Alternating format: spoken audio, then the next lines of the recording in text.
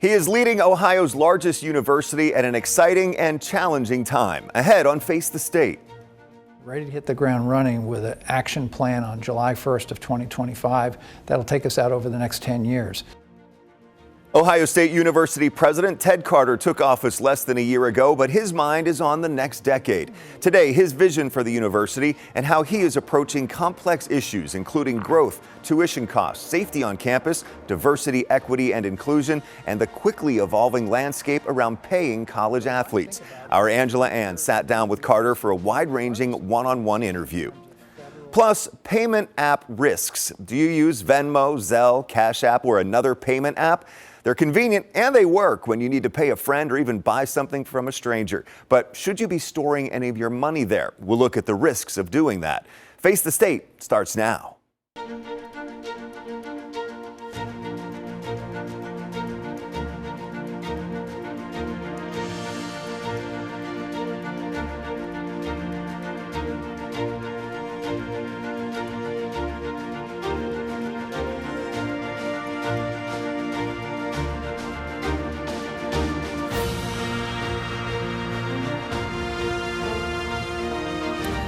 Thanks for joining us for Face the State. I'm Doug Petcash. Walter Ted Carter Jr. became Ohio State University's 17th president on January 1st of this year.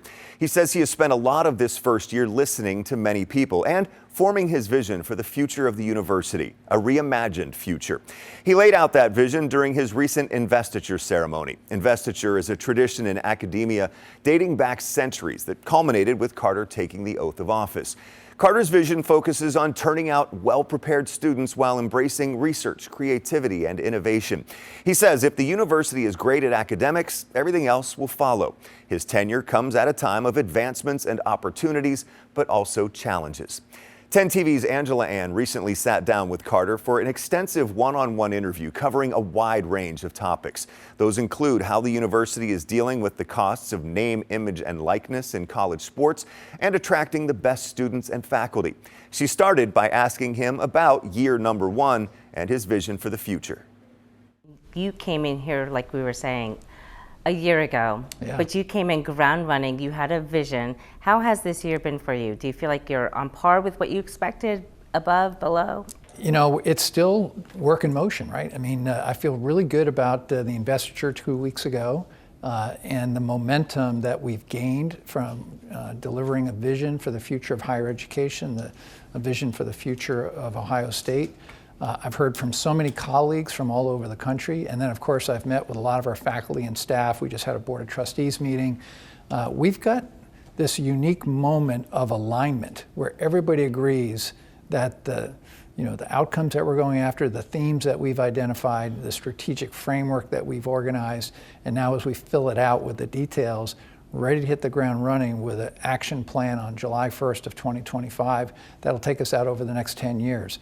So I'm very excited and I feel good about where we are. We've gotten a lot done this year. Talk about how will you keep that momentum going? It's very exciting now. People are looking at, the bullet point list or themes. How will you keep that going starting in July and forward? Well, everybody has a part of the plan. And the approach I made to this plan was to be collaborative. In other words, this wasn't the Ted Carter plan. I did a lot of listening and learning over my first 5 or 6 months here. When I gave the State of the University address, it was much more focused on our past and our history, showing respect for that. But as we wrote out the strategic framework, we did it through these series of workshops where we touched well over 1,000 different parts of the community here, from our faculty, staff, our students, our alumni, our business community, the General Assembly, our board. We wanted to do that so that people not only gave us their good ideas, I want to have them have a sense of buy-in to the plan. And I feel like we have that. That's not how a lot of these strategic plans are often drafted. It just pops. And that's why I didn't do it in the first 100 days. I want to have some time to understand the landscape here. This is a large, complex organization, 154-year history. And as great as we've been, I want to make sure that we're thinking a little bit differently so that we can be even greater in the future. My investiture that talked about excellence isn't a destination, it's an expectation. And I think if there was a theme other than education for citizenship, that was the phrase that I want people to keep going back to. The expectation. Yes. How will you measure that? So anything that's worth doing has to be measurable. And that's why I'm trying to create this idea of education for citizenship. It's really a call to a mission that we inherited in 1938 with that motto. So when we're talking about, academic excellence, we should be able to measure what that success looks like. And it's not just success of the quality of the faculty that we bring in, the success of our students. It's also measured in the type of research and creativity that we're bringing here. Now, of course, there's always some amount of subjectivity to these things, but I want to focus on the objective parts of these. So as we develop this plan, we're also going to have measurables, and we will make those transparent to the public. And the reason we're going to do that is to achieve our goals, we'll have to make some adjustments, and we know that. So this is a plan that'll be dynamic, and it will be cross-functional. So as you've heard me talk about academics and research and clinical care, operations, talent and culture, and even athletics, these things interweave with each other, and we've got to be able to think about it that way. We look at college enrollment nationwide. It's been declining at many colleges. OSU, however, had its largest incoming freshman year. What do you think is the secret that is attracting more talent here as opposed to those other colleges? And how do you combat those declining numbers that we're seeing? Yeah, and I've talked a lot about this publicly. 1.5 million fewer students across the United States in colleges and universities from just 8 years ago, 2 million fewer from 10 years ago. So those are real numbers. You got to ask the question, why? And part of it is the cost of education has gone up extensively, particularly in the private universities, the return on investment. And then there's even some discussion about whether we're doing the right things by educating our students and what do they get for it. So I think for us, we got to look beyond the graduation rates, which are very good here, 88% on 6 years, 72.5% over 4 year. What do they do after they finish with us? Are we giving them the right opportunity to look at internships and the job market here, which is growing? I mean, what a great place to go to work and live in Central Ohio. And you're right. I mean, we took in 80,000 applications for that incoming freshman class of 9,530, largest in 154-year history. We won't probably sustain that level of incoming freshman class every year. We've got limitations on where we put everybody, faculty to student ratio, dorms, lab spaces. So there's a reality check to that number. We were able to grow that class because we slightly underperformed in years prior and we graduated more. So I'm excited about that, but when you ask the question, what is it about Ohio State that makes students want to come here? And I would tell you it's the experience. It's everything that they get to do here. I just gave you one great example. We have 1,400 clubs and activities here. There is almost nothing that you can find of interest to yourself as a student that you can't be involved in. Of course, 36 Division I sports, that doesn't cover the multitude of club sports that we have.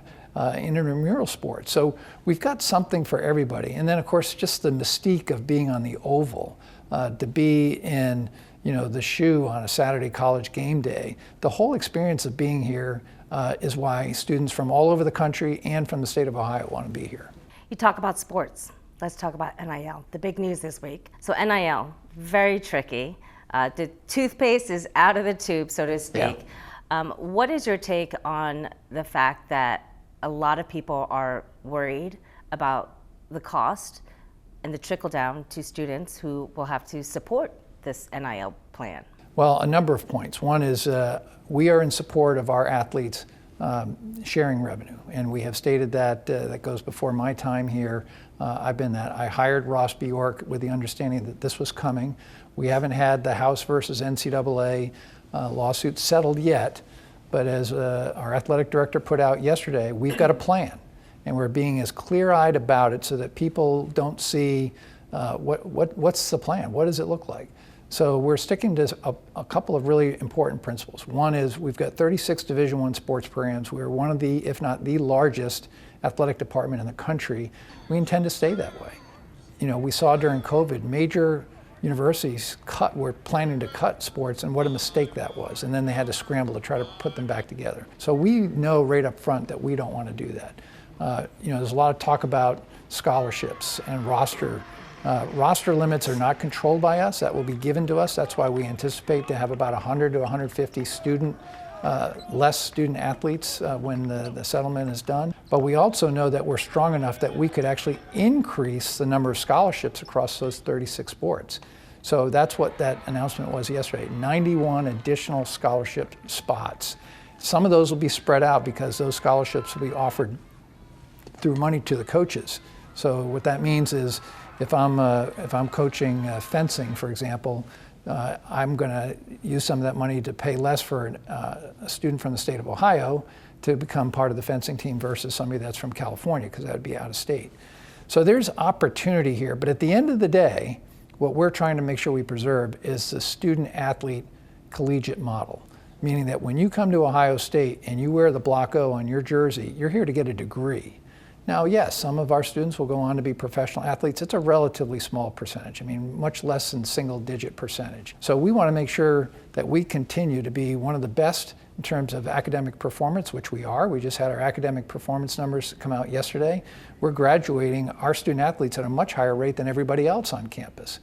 They're all going to go be professionals, not necessarily in sports. So I believe in that. I played sports when I was at Navy. I know what it did for me in my life, and I know what it's going to do for our student athletes. So I'm excited about where we are and what we're able to do. And by the way, at the end of the day, no tuition or taxpayer dollars will go to support athletics. We will continue to do this independent of those dollars. We're one of the few programs in the country that will be able to say that. Where will that independent money then, funding source, come from if it's not tuition and Yeah, taxpayer it's dollars? ticket sales and private donations. And then, of course, we have the ability to operate concerts and outdoor hockey games and some of these other things. We're going to look at our branding. We're going to look at all the things that we can to generate revenue and be more efficient. I mean, the athletic department is looking at their staffing right now to see if there's some efficiencies there. So yes, this is a level of effort that's going to be complicated.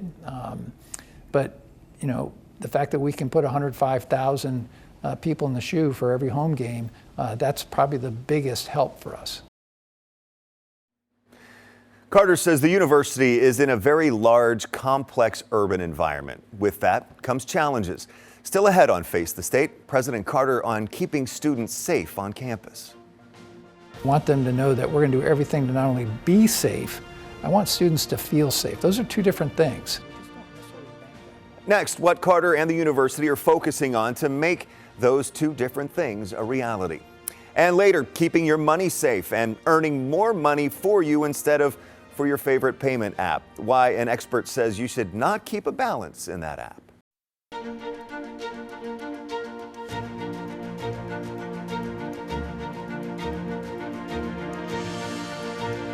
Welcome back to Face the State. Now, more of our one-on-one interview with Ohio State University President Ted Carter as he wraps up his first year in office.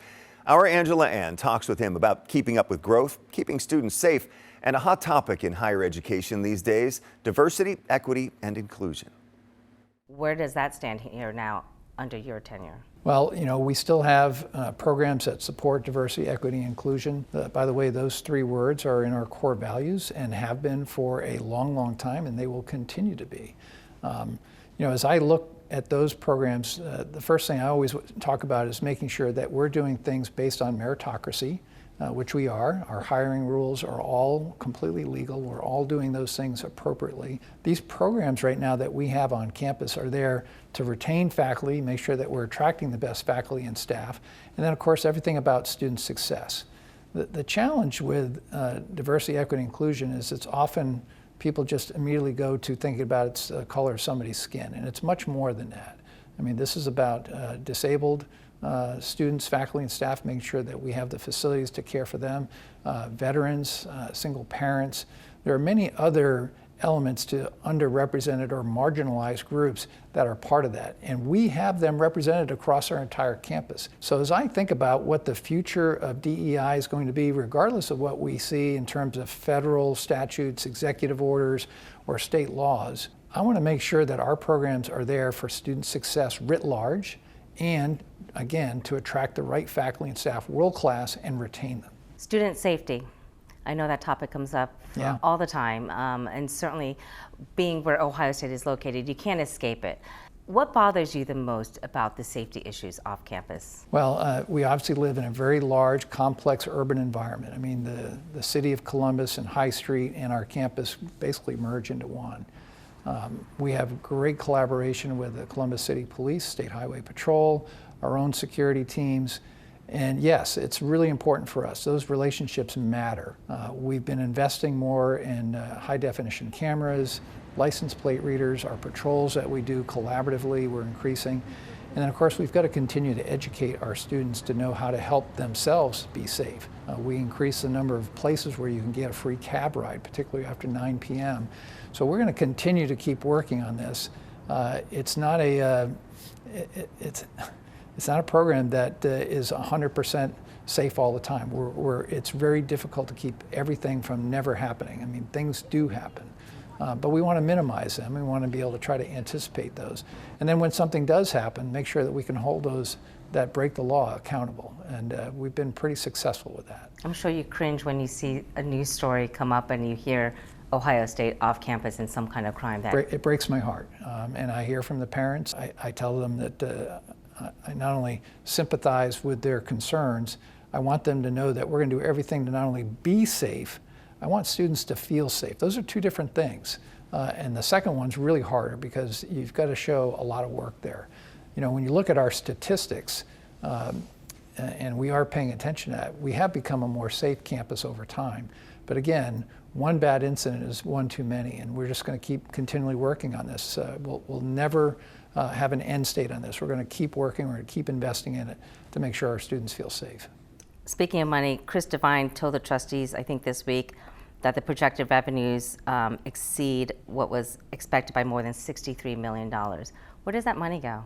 So a lot of that money goes back into looking at programs for affordability. It allows us the opportunity to do more with the financial needs-based scholarships. We're going to be going through a full review of that because we're not a for-profit university. So when we have something that's positive on the ledger sheet, we just don't necessarily bank that money. We want to put that back and invest in the things that are important. So I'm happy that we did that, and that's mostly because we had a higher number of incoming students come in. But we want to make sure we're reinvesting that money in the things that matter. So we have a Boomtown series on 10 TV. We look at the growth. Have you seen it? Yes, I have. Great. Glad to hear. We look at growth and how it really affects all of us, from housing, transportation, you name it. And you talked about a lot of those issues. Where do you see Ohio State fitting as this region booms, and how you're preparing our students if they want to go into the Silicon Heartland, or if they don't? Where's Ohio State's place in this boom? Well, we are a community partner, and where I place myself physically, recognizing that we are a boom town. I mean, I think we're going to grow somewhere between 750,000 and 1 million new people in population by the year 2050. And if you think about this Education for Citizenship 2035, the next 10 years, we better be prepared for that growth that's happening over that period of time. So when I think of Ohio State, for us, there's growth coming, but growth with a purpose. In other words, as the population grows, we know we're going to need more nurses, more doctors, more veterinarians.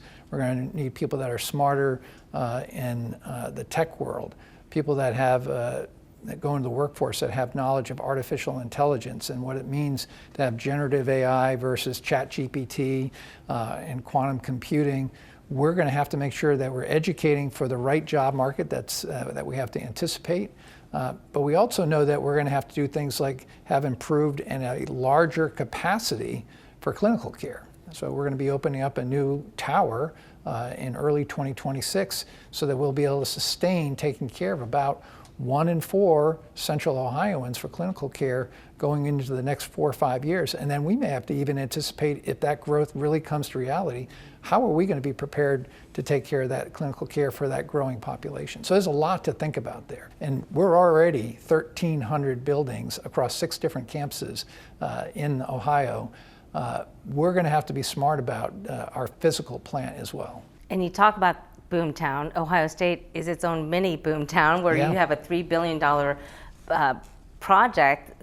We'll start with Carmenton District. I mean, that's huge. And you talk about all that. I know research is big on your plate with AI as well. So how do you see that all coming into play? Well, I'm really excited that our board approved us working with Tishman Speyer, who is a developer, We're going to start thinking about how we're going to develop that roughly 350-acre campus to become the research triangle for the country. It'll first start with making sure that the 2 buildings that we have that are completely full, working on building facilities to live, to work, to eat.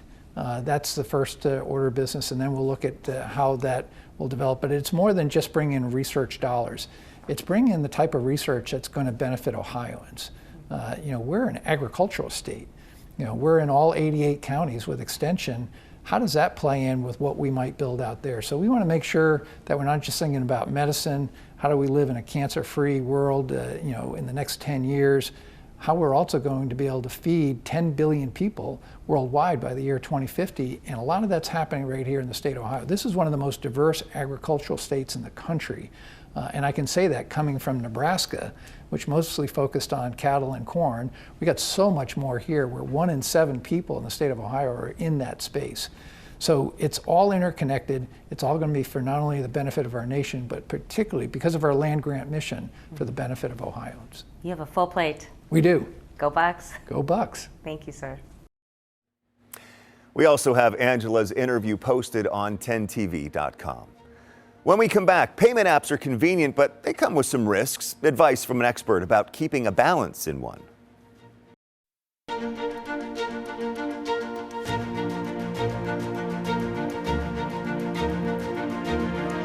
We are moving closer to a cashless world, but this morning, a warning from experts. Be careful where you store your money. Consumer 10's Clay Gordon shares the risk of keeping money in a peer-to-peer payment app.